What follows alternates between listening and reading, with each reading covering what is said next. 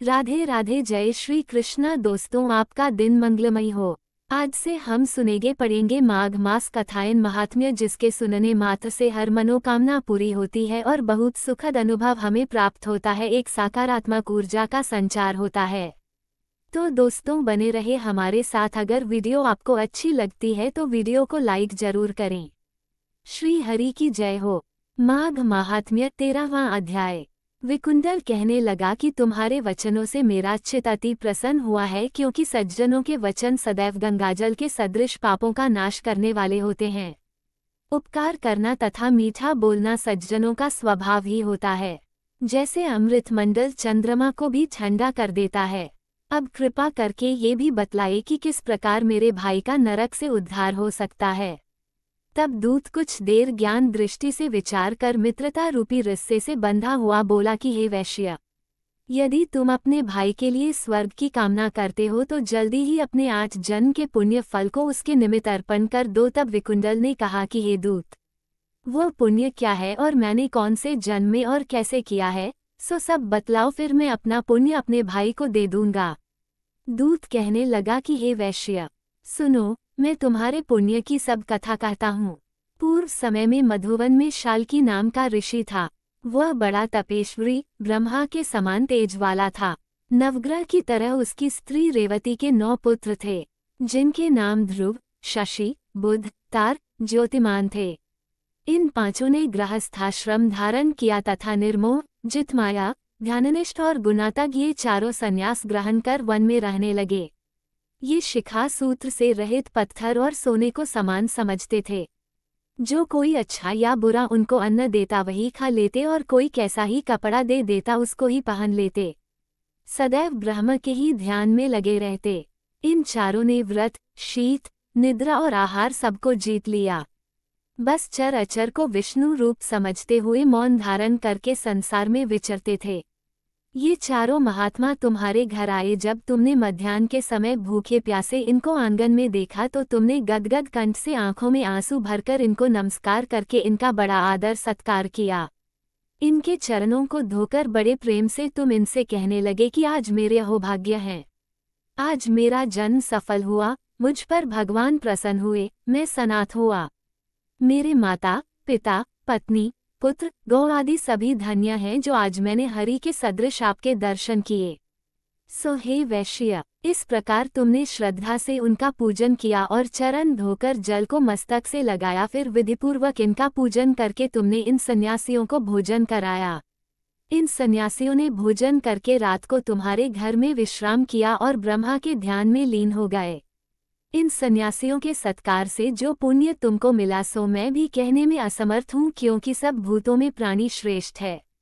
प्राणियों में बुद्धि वाले, बुद्धि वालों में मनुष्य, मनुष्यों में ब्राह्मण, विद्वानों में पुण्यात्मा और पुण्यात्मों में ब्रह्मज्ञानी सर्वश्रेष्ठ हैं। ही संगति से बड़े बड़े पाप नष्ट हो जाते हैं। ये पुण्य तुमने अपने पहले 8वें जन्म में किया था। सो यदि तुम अपने भाई को नरक से मुक्त कराना चाहते हो तो ये पुण्य दे दो। सो दूत के वाक्य सुनकर उसने प्रसन्नचित्त से अपना पुण्य अपने भाई कुंडल को दे दिया और वह नरक से मुक्त हो गया और दोनों भाई देवताओं से पूजित किए गए। तब दूत अपने स्थान को चला गया। इस प्रकार वैश्य के पुत्र विकुंडल ने अपना पुण्य देकर अपने भाई को नरक की यातना से छुड़वाया। सो हे राजन, जो कोई इस इतिहास को पढ़ता या सुनता है वो 1000 गोदान का फल प्राप्त करता है। ये तो थी आज की कथा। अब जानते माघ मास का महत्व।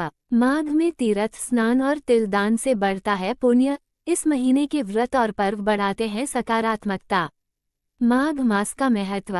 माघ में तीर्थ स्नान और तिलदान से बढ़ता है पुण्य।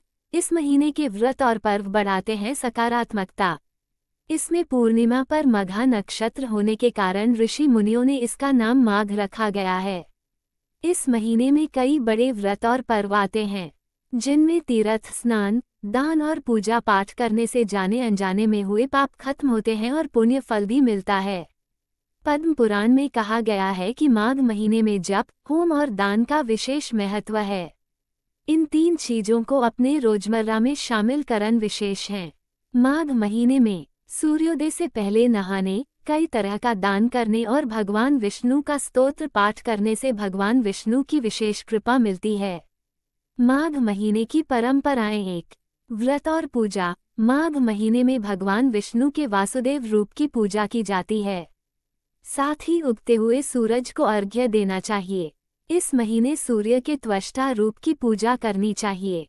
पुराणों में बताया गया है कि इस महीने में भगवान कृष्ण और शिव जी की पूजा भी करनी चाहिए। शिव पूजा में तिल के तेल का दीपक लगाने से शारीरिक परेशानियां नहीं होती।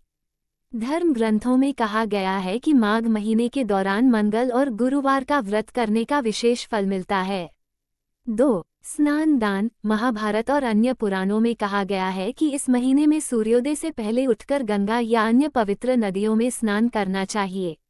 लेकिन महामारी के दौर को देखते हुए विद्वानों का कहना है कि ऐसा ना हो पाए तो घर पर ही पानी में गंगाजल की कुछ बूंदें डालकर नहाने से तीर्थ स्नान का पुण्य मिल जाता है।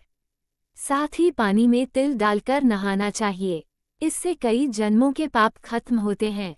इस महीने तांबे के बर्तन में तिल भरकर दान करना चाहिए। व्रत और पर्व। माघ महीने में आने वाले व्रत और पर्व सकारात्मकता बढ़ाते हैं।